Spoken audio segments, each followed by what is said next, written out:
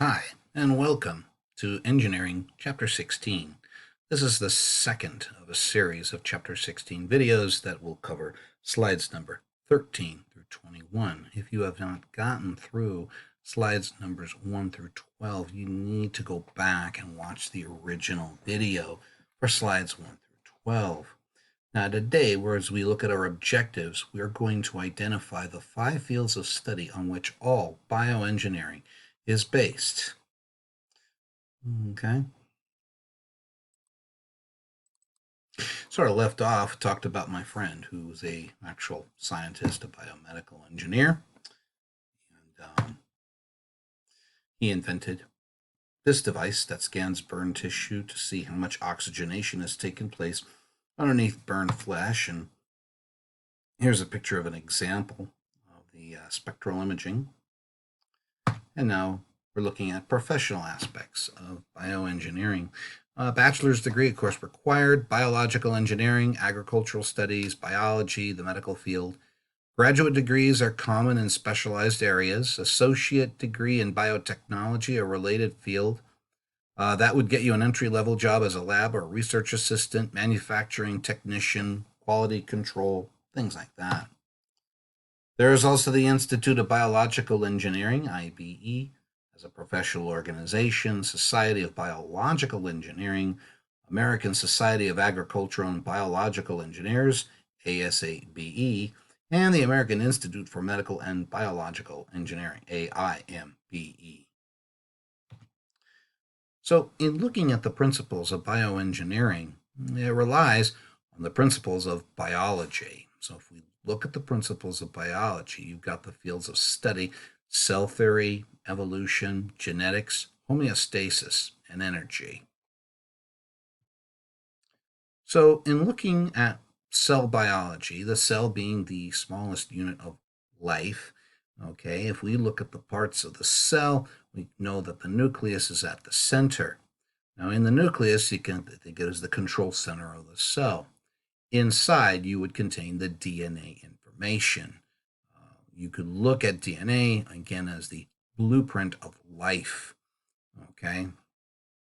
That becomes active if the cell needs to do repairs, or perhaps the cells need to make copies of themselves. Now, in this case here, when we're talking about cell division, there's two kinds in biology. There's mitosis and meiosis, or meiosis, depending how you pronounce it. In this case here, we are looking at mitosis, very common form of cell division, where you start out with the parent cell, okay, and it splits into two daughter cells. Now, before that happens, you have to have the exact same copy of DNA being made, where the nucleotides are found and they're put together, and that's a wonder in and of itself how the DNA has made a copy into it. And then, of course, it goes through the process: prophase, metaphase, anaphase, telophase, prophase, metaphase, anaphase, telophase. Then there's interphase, which is really the longest part. Now, as we go toward the bottom, this diagram here, the original parent cell, you can see how it's splitting.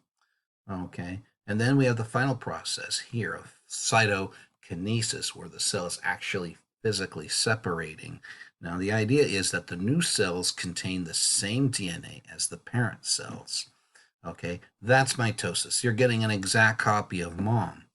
Now, in meiosis or meiosis, that's different, because that's where you are going to get genetic variation. Here, you're not getting genetic variation, you're getting exact copies. It's like making a photocopy of the original. Okay. Now, we got to understand about evolutionary biology, because that is part of looking at the overall picture for bioengineering. Now, evolutionary biology, it's the study of how organisms and species change from different organisms. And this is the part where there's two kinds of evolution. There's macroevolution and microevolution. Macroevolution, you are starting out with something and you end up with something completely difference. So, for example, 5 billion years ago, our ancestors were supposedly some form of chlorella, some kind of green algae, okay, slime, if you will, and somehow it developed into single-celled organisms, and then through the process of capturing the mitochondria, okay, that became a more sophisticated cell, okay, and then eventually you get fish, and then from fish you end up getting into the first land animals, and then so forth, that you ultimately end up with a human being. Now, no, there are so many issues with that. Just that alone, the macroevolution alone, causes a lot of controversy for biology, because essentially this is a process that doesn't need God. That's it. Doesn't need God. And if there are some people who call themselves theistic evolutionists, um, the problem that I have as a creationist, okay, on this is that in order for these forms to occur, you have to have death, okay, that somehow these organisms are going to survive. They don't, they improve on themselves, and you keep making these leaps here. And like in a few years, next year, in a few years for some of you guys, you're going to end up hearing the same thing about macroevolution, and they're going to tell you it's a fact and blah blah blah blah. It's not. It really isn't. Now, macroevolution should be something that Christ followers should be questioning. You know. Now, what about microevolution? Now, that, ladies and gentlemen, is where life gets interesting. Because in microevolution, you can look at a type of living organism, and the bottom line is it can go and change into the same type of living organism, but there's a little variation to it. Okay, so we can look at pine tree A. So we got a regular pine tree, but for some reason, it changes into pine tree A prime. Okay, which then later changes on to pine tree A double prime. This is microevolution. You still have a pine tree. A pine tree is a pine tree is a pine tree. But if you think about it, there are different kinds of pine trees out there. Look at the different kinds of dogs there are out there. Look at the different types of cats that there are out there, the different types of birds, the different types of deer. You have a basic form, but you have some variations in there. And that's arguably microevolution. This is the type of evolution that no Christ follower should ever have an issue about. That's there. God made variety. Just look at the human species. Okay? Look at the variety of people that we have on this. Okay? That's kind of important. And I am spending a lot of time on the evolutionary biology because you guys need to understand where that's coming from. Okay? Now, that being said, we can look at macroevolution, we can look at microevolution, and that's all part of evolutionary biology. But in the process, though, that there are two methods of change here. There's natural selection and artificial selection. This is where you start getting into some genetics, okay, because you are looking at the genetic level that these changes are taking place. So when we look at genetics, we have to look at the basic thing of DNA. All right, and it is the study of ways genes are used inside cell structures. And that's what it is. You've got your four basic nucleotides: C, G, A, and T: cytosine, guanine, adenine, and thymine. Now, the thing is that they do come together as the two halves. You may remember about the ladder, okay, the DNA ladder. They call it the double helix. I like to call it the corkscrewed ladder or the twisted ladder, okay? That's really what it is. You got your phosphate sides, okay, and then you've got your nucleotide steps in there that certain nucleotides are designed to join in a certain way, okay? So the thing about it is that the genes themselves are hereditary units of living organisms. We can talk about genes for eye color, hair color, the type of hair that you have, or in the case of some of us, lack thereof. Okay. Now, there's DNA. That's deoxyribonucleic acid. You also have RNA, which is ribonucleic acid. Whereas DNA have A, C, T, and G, where A goes with T, C goes with G, RNA has A, C, U, G, where again, C will go with G, A goes with U. There is no thymine in RNA. That's one of the main differences between RNA and DNA, but they are both so important. In RNA, you can talk about transfer RNA, you can talk about messenger RNA and ribosomal RNA.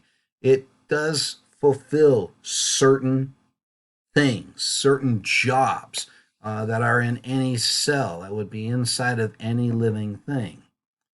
So, really, when you look at evolutionary biology and genetics, that's a pretty important thing. And for bioengineering, having that knowledge, understanding it, that's what allows us to be able to do things like natural selection and artificial selection. Okay? So we can artificially select things, and we do it all the time. We'll breed certain plants for certain colors, for example. Gregor Mendel worked with the pea plant, and he founded the basics of genetics when he was presenting it originally. That was in the 1860s. They laughed at him. They said, oh, yeah, whatever. And so his research was, put away and ignored, and Gregor Mendel basically died, disappointed to say the least. And then it was in the early 1900s where some scientists were looking around. They were kind of interested in this genetic thing, and they found Mendel's stuff, and then genetics took off. And that has never been the same ever since. Now, there's a lot of ethics and moral questions certainly involved in genetics. So we've looked at evolutionary biology, we looked at cell biology, we've looked at genetics. Now we got to look at homeostasis. Again, homeostasis, it's the ability to regulate and maintain a constant state, regulation of body temperature and blood sugar. So for us as human beings, there's two examples right there. How is it that we regulate our body temperature? It's through the process of homeostasis, that our bodies don't get too cold and our bodies don't get too hot. Now, there are outside conditions. For example, if we randomly take a freshman and we were to, excuse me, and I'm picking off, had a dinner break. Awesome stuff. My wife's cooking is awesome. All right, we looked at homeostasis. Okay, if you think about the human body temperature, it has to be kept regulated, because if it's too cold, you freeze. If it's too hot, you cook on the inside. That's not a good thing. Now, that's just regulation of body temperature. We can look at blood sugar, okay? Now, your body regulates that as well, okay? A diabetic has a harder time managing the blood sugar, and they need help, usually by insulin, okay? So, how does this apply to bioengineering? Well, the thing is, engineers explore the different environments in which organisms live. Okay, it would make sense. How is it that certain animals are able to keep themselves on a homeostatic level? Okay, now, of course, this can also lead to developments that help organisms adapt to new environments. Now, what does that mean? If you think about genetics, one of the things that would be useful for an organism to adapt to a new environment, let's say a plant, what if you had a plant that requires less water? So it's more likely to grow in an area where there's less water, say a desert, compared to being at the beach, for example, where there has more access to water. That would be an example of an organism, plant, adapting to a new environment. And of course, this thing And then, of course, photosynthesis as we wrap things up here. Okay. For this, yep, that is our last slide here. So photosynthesis, this is a really big one here. Everybody knows about photosynthesis, the light reactions, the dark reactions.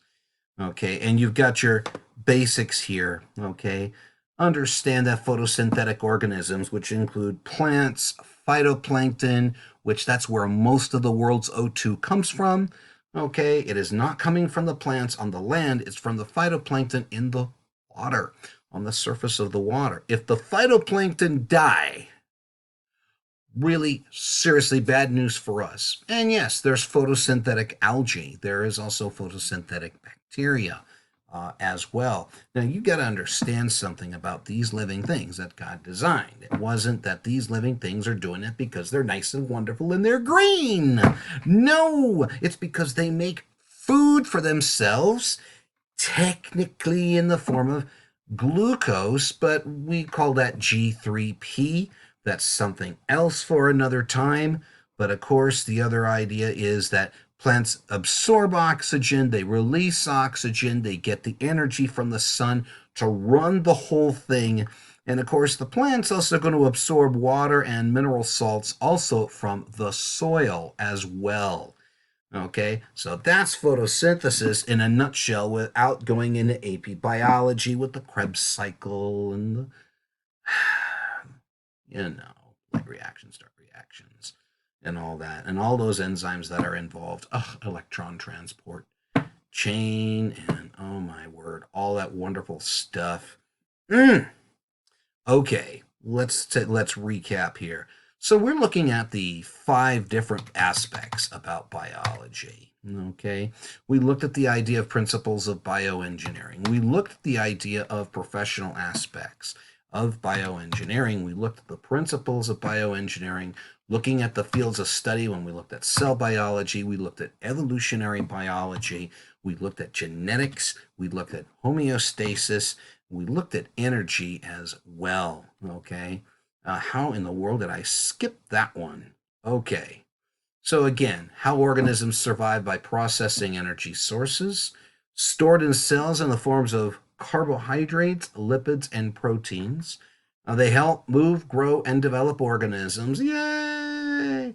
People use food. Okay, and plants use photosynthesis. So that's it. That is all of it in a nutshell. This is how we deal with energy. This is how we deal with homeostasis. This is how we look at genetics. This is how we look at evolutionary biology. And this is how we look at cell biology or cellular biology. And all those rely on ultimately the principles of bioengineering.